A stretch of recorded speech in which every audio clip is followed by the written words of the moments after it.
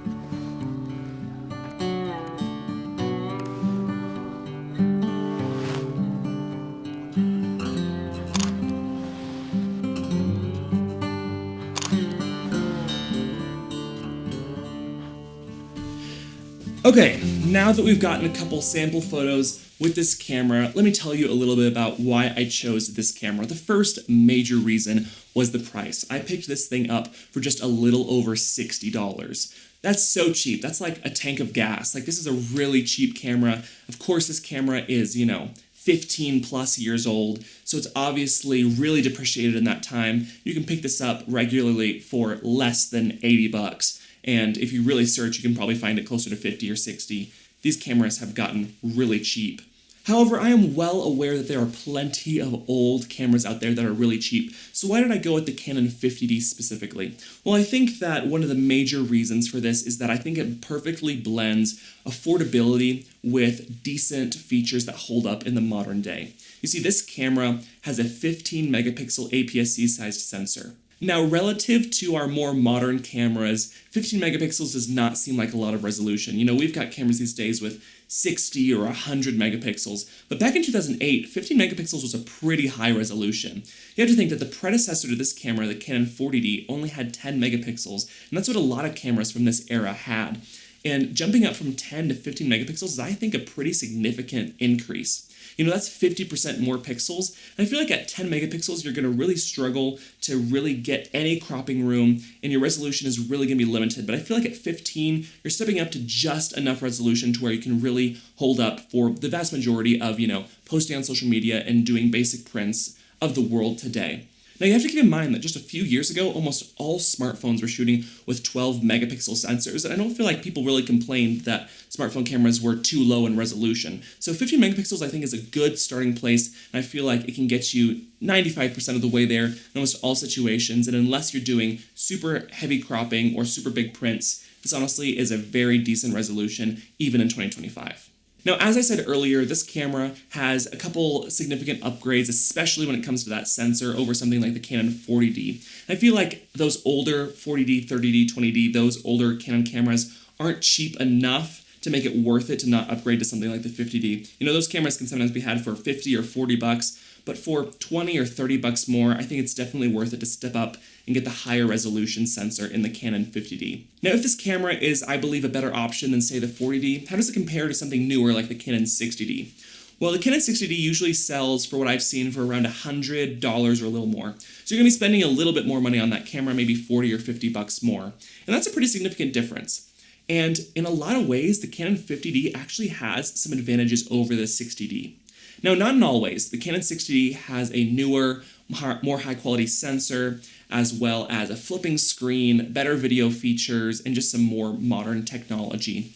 However, it loses some features that the Canon 50D had. One of the big features that it lost was its burst rate abilities. See, this camera can shoot at burst rates at up to 5.3 frames per second, which is still pretty fast even today. Not bad at all.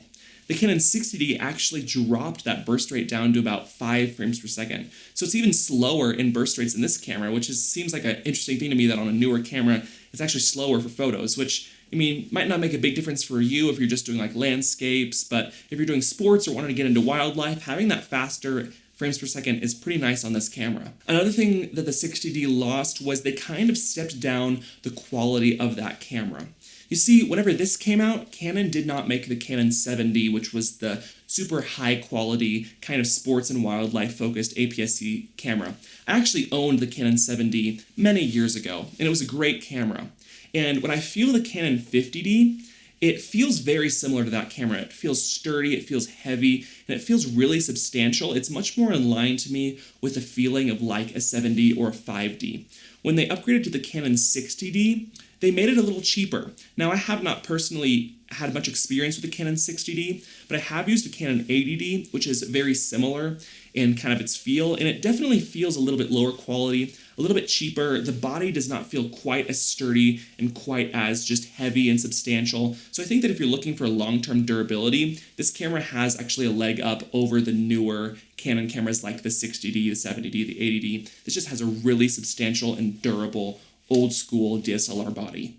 And then there's of course a lot of other cheap cameras out there, specifically Canon Rebel series cameras from back in the day. And while those sometimes offer maybe some better image quality for the price, those just are going to feel a lot cheaper. They're going to lack weather sealing. They're not going to have good FPS or good autofocus. And I feel like unless you only care about maybe doing landscapes or you want something that's light and portable, I would never recommend getting one of those cameras unless you can just find one at a super cheap price, because I feel like for the cheap price that this camera is, it's going to be a step up in almost every way compared to those older, Canon T3 or T2 cameras. And I feel like that this camera is a step up in quality, in build quality, in durability, in autofocus, and in frames per second. And overall, this is just a more professional focused camera. And for that reason, I think that if you're looking for something that's going to be more durable, that you want to learn photography on, definitely recommend the 50D over those other older Canon cheaper cameras. And of course, that this is focusing on Canon cameras specifically, and I'm not super familiar with older Nikon DSLRs or cameras like that.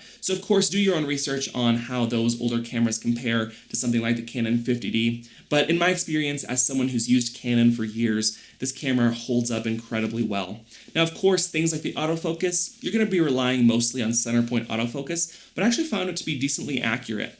I took this camera out last night with a 70-300 lens to get some photos of some birds. I actually saw a deer earlier today and got some photos of that deer. And I felt like if you have a pretty still subject and you're using that center point, it locks on focus pretty well. And unless you're tracking really fast motion, or unless you really want those modern features like a lot of autofocus points and IAF, this holds up very well and can do most all the autofocus you would need, especially coming from a $60 camera. And there's some other features of this camera that just feel really old. For example, it has CF cards, which are really old and people don't really use anymore.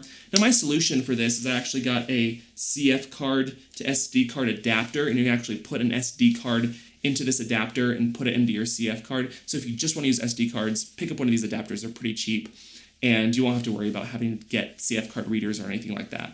And there's some other things about this camera that make it a little bit lower in quality. I mean, the back camera is old and pretty low resolution, and the batteries are a pretty old style of battery that are not what Canon uses anymore. However, I will say that this battery has been incredibly good for me. I have not charged this once. I've been taking photos here and there for the past 2 days, and it still says it's at full battery. So even though this is an older battery, it's a good size, and it actually has pretty good battery life, at least from what I've tested so far. So to conclude this video, I just want to say that I think the Canon 50D is a great option for someone who wants something really cheap just to get started out on. You could pick up one of these cameras with a cheap 18-55 lens, or you can pick up maybe like a 55-250 or a 70-300 lens for pretty cheap, and you can experiment with what it's like doing wildlife photography. I'm actually going to be posting a video soon about what it's like using this camera for a budget wildlife setup, so stay tuned for that video. But if you just want to start somewhere cheap, or if you want a second camera that you can just beat on and don't have to worry too much about it breaking because it didn't take much money out of your pocket, this is a great option, and I think it would be a really fun camera to use in 2025 as that kind of beater fun camera or first camera for someone just trying to start out using photography. It's a fun camera to use. I kind of forgot how fun it is to use DSLRs with an optical viewfinder. They're less practical than more modern mirrorless cameras, but they're fun to use. They're a great experience. It's got that loud, chunky shutter sound, and it just is a cool retro experience, and I've actually been really impressed using this camera. So I'd highly recommend, for a cheap price, pick one of these up. It's a great camera to use, and highly recommend picking up an old camera like this just to expand your horizons on what you can do with a cheap camera. Thank you so much for watching. I really appreciate you tuning in. If you have any questions about my 50D or just any other questions about photography or video, leave them in the comments below. I'll see you in the next video.